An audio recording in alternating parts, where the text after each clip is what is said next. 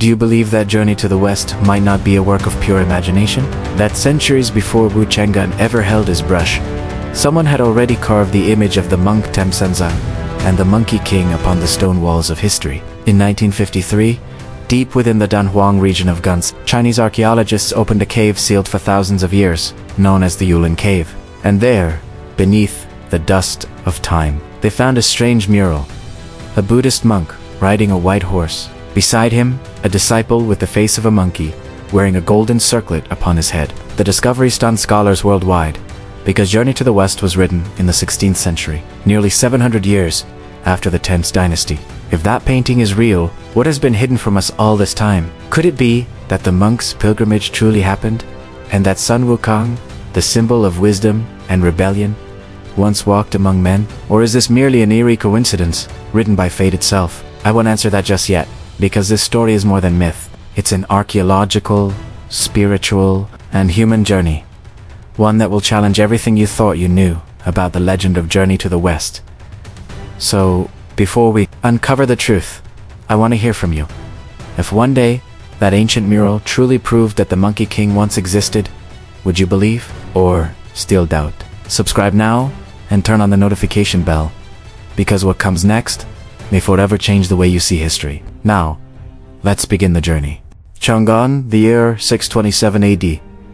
The great temple's capital was drowning in a devastating famine. Rice rotted in the fields, and ragged peasants flooded through the city gates, begging for food. The air was thick, with the stench of smoke, of hunger, and of despair. Amid this chaos stood a young monk, only 25 years old, his eyes burning like twin flames. His name was Chunyi, but the world would one day remember him by his Dharma name, Xuanzang the monk, who became Temsa. At a time when the imperial court forbade anyone from crossing the border, fearing people would flee the starving empire, he nurtured a dream that went against all logic, to journey all the way to India, in search of the original Buddhist scriptures. For 3 years he pleaded for official permission, only to be refused again and again. And so, one moon-pale night, Xuanzang quietly donned his brown robe, packed a bit of dried food, a wooden alms bowl, and his unshakable faith, and escaped. His first destination was Liangzhou, a frontier torn apart by war between the Turkic tribes and the Temp's army. Every mile he traveled was a wager with death. There, he met Li Zhong, a young officer who had studied the Dharma since childhood. When Li learned that Xuanzang was wanted by the authorities, he did not arrest him. Instead, he tore up the imperial warrant, right before his eyes, and said softly, "If your heart truly seeks the way, then go. But don't ever return. This order will reach the capital by tomorrow."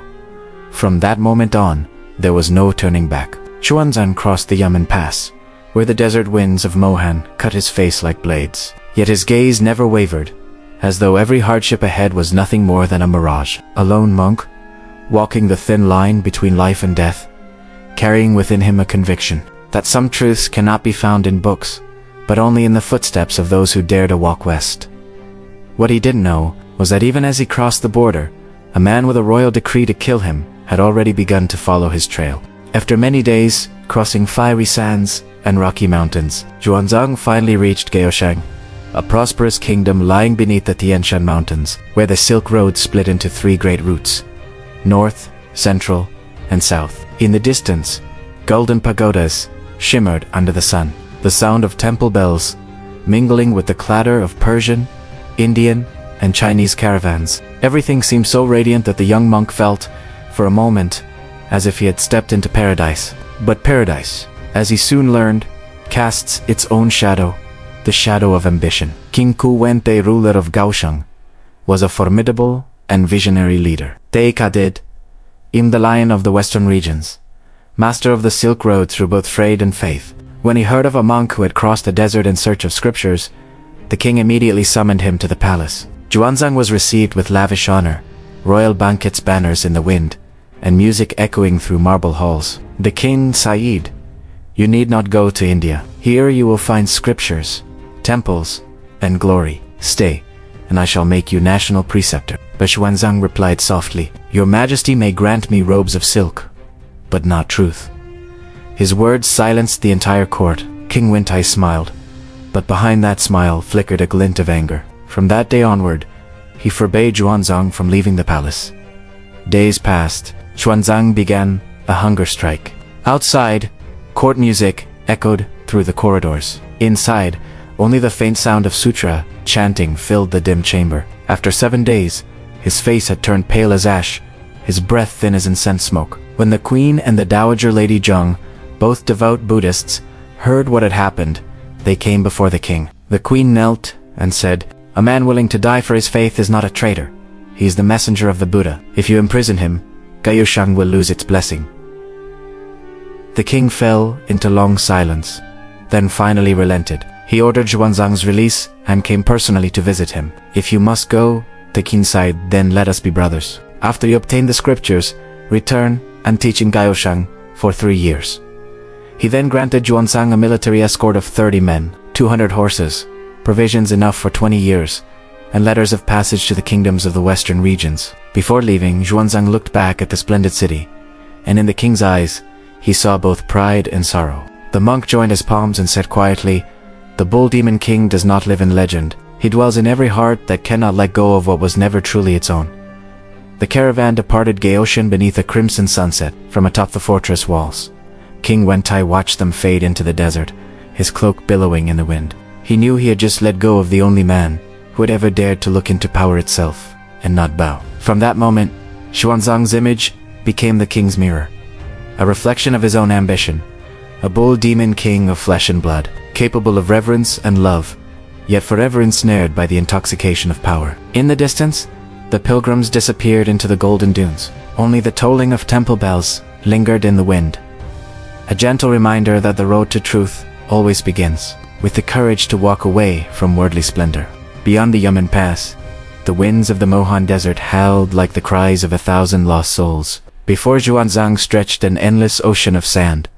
No trees, no water, no sign of life. Here, a single wrong step could erase a man from existence, as if he had never been born. Yet he kept walking, slow, steady, as though every footprint were a verse of scripture written upon the desert itself. At that time, his only companion was a Lahu merchant named Shanta, a man who had once asked a monk for a blessing before leaving the temple. Shanta had sought only good fortune, but something in the monk's calm, luminous gaze stirred him. He decided to guide Xuanzang across the desert. Then, one night beneath a pale moon that hung like a silk veil, Shanta drew his dagger.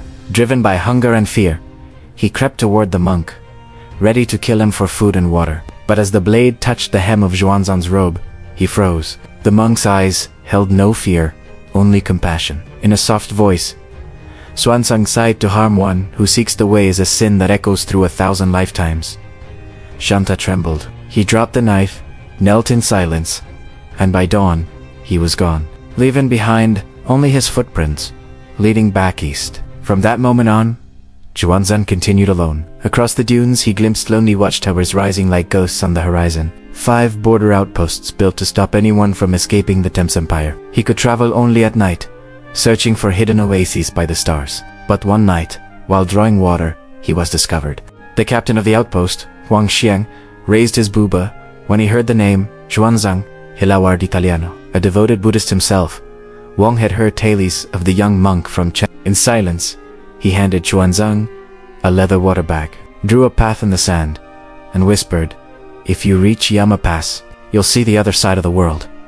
But fate would not grant an easy road. At the final tower, his water was gone.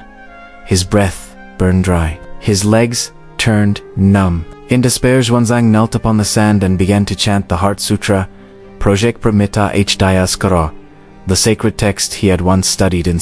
His voice rose and fell with the wind, soft as a whisper, yet stronger than the fiercest storm.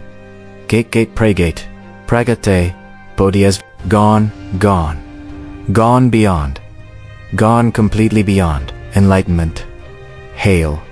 As he slipped into near unconsciousness, his old horse suddenly turned on its own, walking westward through the night. When dawn broke, Xuanzang opened his eyes, and before him shimmered a lush green oasis. Locals called it Yama Pass, the gateway of life, and the beginning of a legend. Leaving Yama Pass behind, Xuanzang entered a land the ancients called under the heavenly mountains.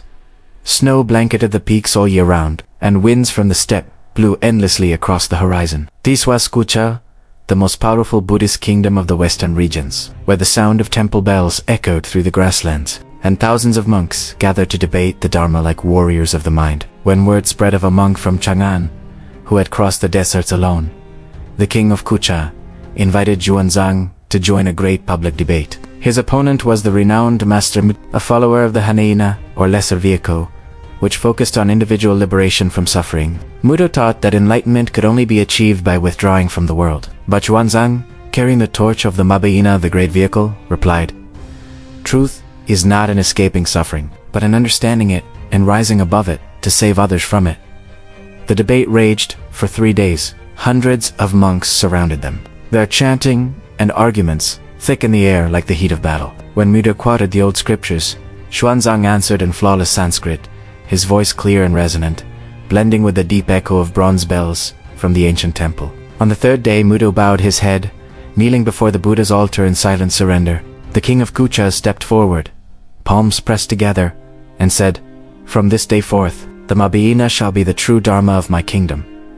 Leaving Kucha, Xuanzang and his escort pressed onward through the Pamir mountains, the so-called roof of the world. At altitudes of nearly 4,000 meters, the wind cut like blades, and snowstorms could bury a caravan within hours. Nearly half of his companions perished. Xuanzang quietly recited prayers for each one, his voice mingling with the howling white winds. It was said that during those moments, he whispered, "No one truly dies, so long as faith remains."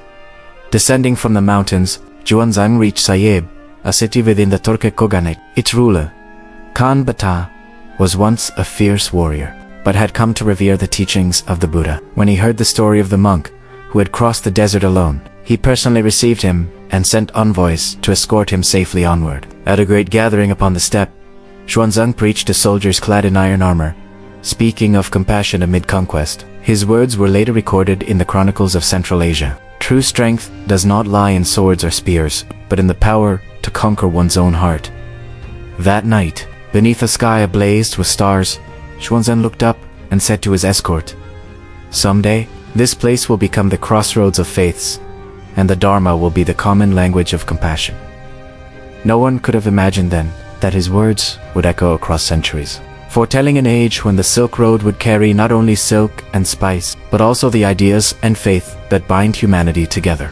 After leaving the steppes of the Turks behind, Xuanzang's pilgrimage turned southwest toward a land encircled by red mountains, like tongues of fire. It was an ancient kingdom known as Saman, or Sagdiana, the very place where history and legend begin to blur, and where the SHU-Da-LING, the kingdom of demons in Journey to the West, truly originated. In the 7th century, Saman was a thriving crossroads between India, Persia, and China. Along the Silk Road, the ringing of temple bells mingled with the chants of Zoroastrian priests, the hymns of Brahmins, and the rhythmic clatter of the first Muslim caravans. Religion, power, and commerce, the three great forces of civilization, intertwined here, making this land the political bloodstream of all Eurasia. When Xuanzang arrived, Saman was in turmoil, a kingdom at the crossroads of faiths. Its king, a wise yet prideful man, believed that Buddhism was a fading relic of the past. He convened a grand debate in the royal court,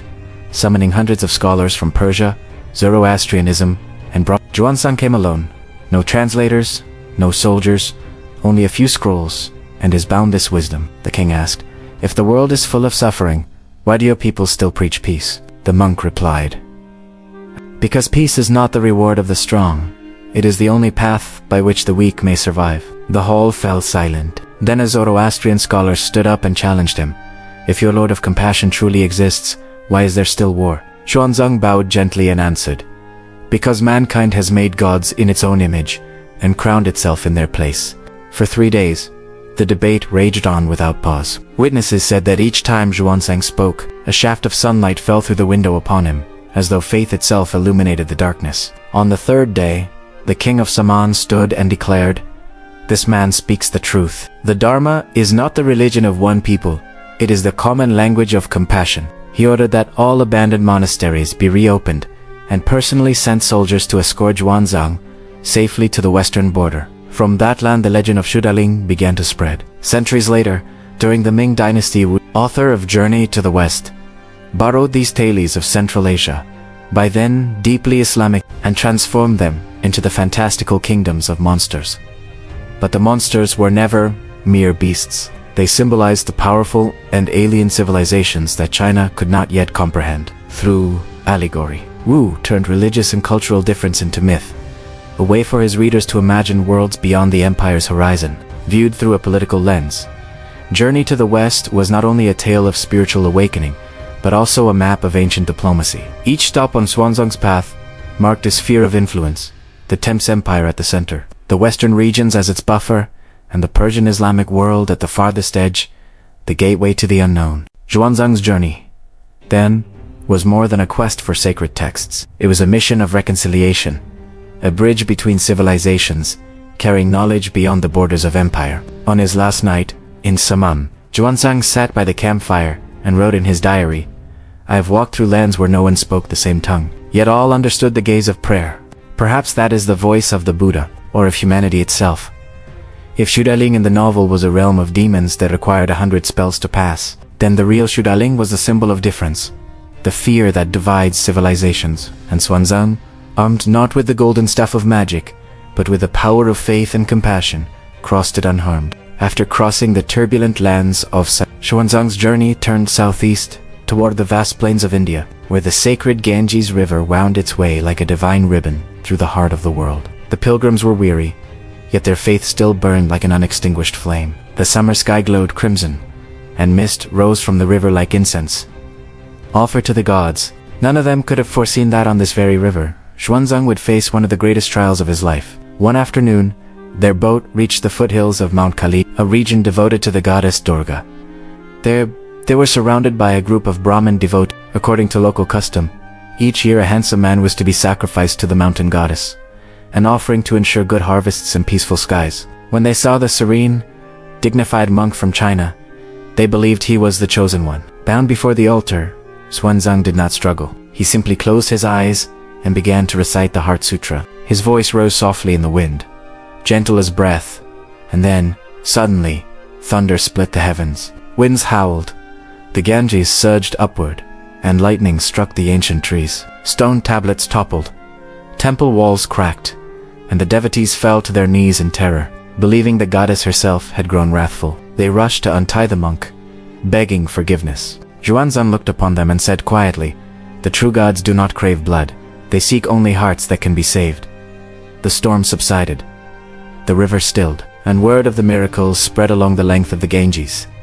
The tale of the monk from the east who carried the wind of compassion. Months later, Xuanzang arrived at Nalanda, the greatest center of Buddhist learning in the world. At that time, the monastery housed over 10,000 monks, 100 lecture halls, and vast libraries filled with Sanskrit material. Every day, scholars gathered from all over Asia to debate philosophy, logic, and faith, where minds clashed instead of swords. When Xuanzang arrived, the abbot, a 70-year-old philosopher long bedridden by illness, summoned him to teach. Before an audience of thousands, Xuanzang delivered a flawless lecture, explaining the Yogbekra school of consciousness only with perfect precision, word for word, in Sanskrit. Silabhadra, moved to tears, rose from his bed and declared, "From this day forth, this monk from the east shall inherit the Dharma treasury of Nalanda." From then on, Xuanzang became one of the 10 great scholars of the university, teaching there for many years. Beneath the shadow of Nalanda's stupa, he began writing his seminal work,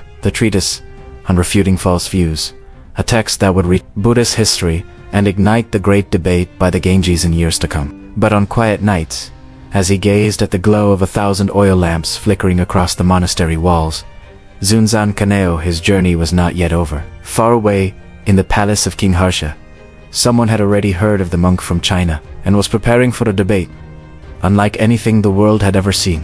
The news of the monk from the east spread across India like the monsoon wind. The name Xuanzang echoed through royal courts, monasteries, and bustling markets alike. They spoke of the monk who spoke Sanskrit more fluently than the natives, of the scholar who could recall thousands of verses from memory without a single mistake. And soon, his reputation reached the ears of King Harsha, the great ruler of northern India, remembered as the most devoted patron of Buddhism in its history. Harsha was a man of deep faith, immense intellect, and quiet pride. He had once held grand assemblies of charity along the banks of the Ganges, where tens of thousands of monks gathered to discuss philosophy and the nature of truth. When he heard that a Chinese monk at Nalanda had debated and even refuted Brahmin scholars, he immediately sent an invitation to his court, but Xuanzang declined, citing simply a go where there are questions, not where there are thrones.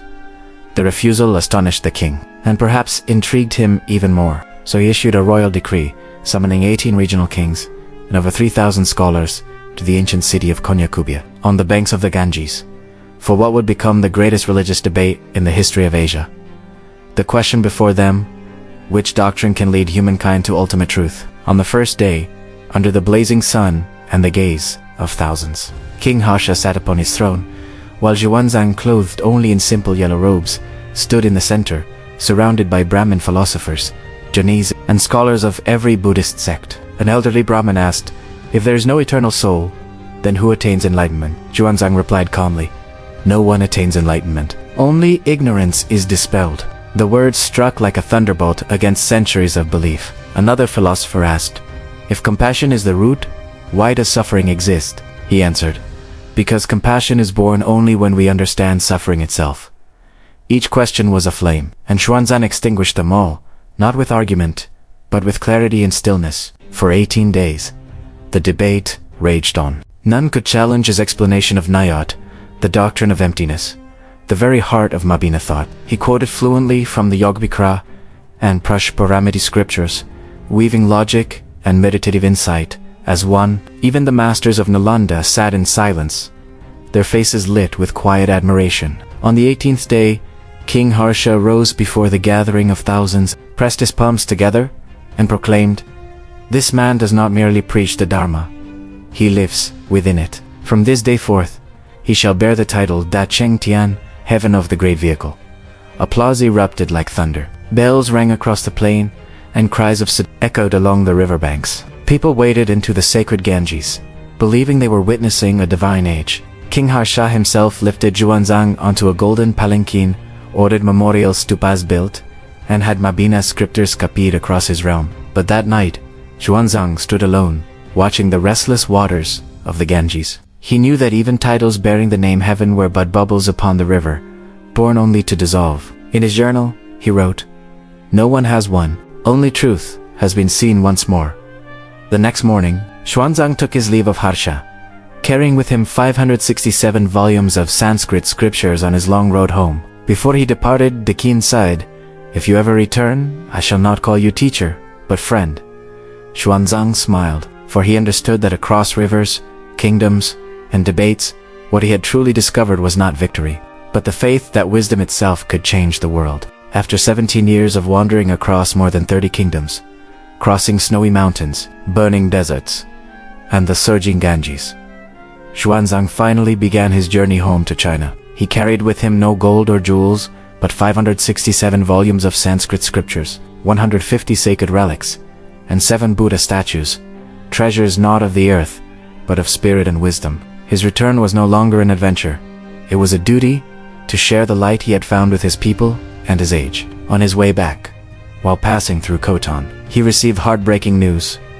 Ga, the kingdom whose king Kuentai had once sheltered him and sent him forth with blessings, had been destroyed. Xuanzang stood silently amidst the golden sands, and wrote in his journal, "Nothing is eternal. Even a kingdom is but a grain of dust in the hand of the wind." When he finally reached CHANG'AN, the Thames capital was in turmoil from political strife. Yet Emperor Taizong himself granted him audience. Xuanzang bowed low and confessed his crime, crossing the border without permission. But the emperor only smiled and said, "If every man who crossed the border returned with such wisdom, I would open China's gates forever." From then on, Xuanzang was honored with the title of national preceptor, but he declined the luxuries of court, choosing instead to live quietly in a small temple, dedicating the rest of his life to translating the scriptures. For nearly 20 years, he and hundreds of scholars labored tirelessly to render Sanskrit texts into Chinese translations, so precise that many are still studied today. He also taught a Japanese student named Michiaki, who would later bring his teacher's Mabina teachings to Japan, laying the foundation for the rise of Zen Buddhism there. Through his devotion, the philosophy of the great vehicle Mabina spread across East Asia, becoming the spiritual cornerstone for millions. In his later years, Xuanzang withdrew to the Temple of the Jade Blossoms Yuhua Temple. At the age of 62, frail but steadfast, he personally carved the final lines of Sanskrit into the stone altar, an inscription that archaeologists would uncover centuries later, bearing the words, "The Dharma is neither born nor destroyed. Only the mind of man changes." Someone once asked him, "After all your journeys, what do you regret most?" He smiled and replied, "I did not find the true scriptures. I found myself outside the temple gates." The jade blossoms were in full bloom, covering the courtyard in white. It is said that on the morning of his passing, clouds gathered around the mountain, the scent of incense filled the air, and in the soft light of dawn, a faint neigh of a horse echoed from the west. No one knew whether it was the wind, or the spirit of the old horse, still guiding its master home, across the final river, to the other shore. From the ancient Mural in Dunhuang to the storm on the Ganges, the journey of Xuanzang was never just a quest for scriptures. It was a mirror of the human journey itself. Journey to the West, when looked at deeply, was never truly a tale of magic. It is a reflection of life. Son Wukong, the Monkey King, is our youth bold, brilliant, and free, yet lacking discipline. Jubaji the Pig is our 30s, when desire and ambition often blind us to our original purpose. Shaowujing, the silent monk, is our middle-aged steady, enduring, learning that sometimes silence itself is strength. And Xuanzang, the monk, is the awakened self, the moment we realize that faith, not power, is what carries us to the other shore. Perhaps Journey to the West endures not because of its demons or miracles, but because it tells the story of humanity's inner pilgrimage, the lifelong work of refining the heart. Xuanzang sought scriptures to enlighten the world. We walk through life seeking to understand ourselves. So what do you think? If the Monkey King truly existed, would he battle monsters, or his own ego within? Share your thoughts below, because perhaps, within each of us, there is a journey to the West still unfinished. And if this story stirred something in you, share this video with someone who may be lost on their path. Because sometimes, an ancient story is the whisper that reminds us to keep walking on the journey that is uniquely our own.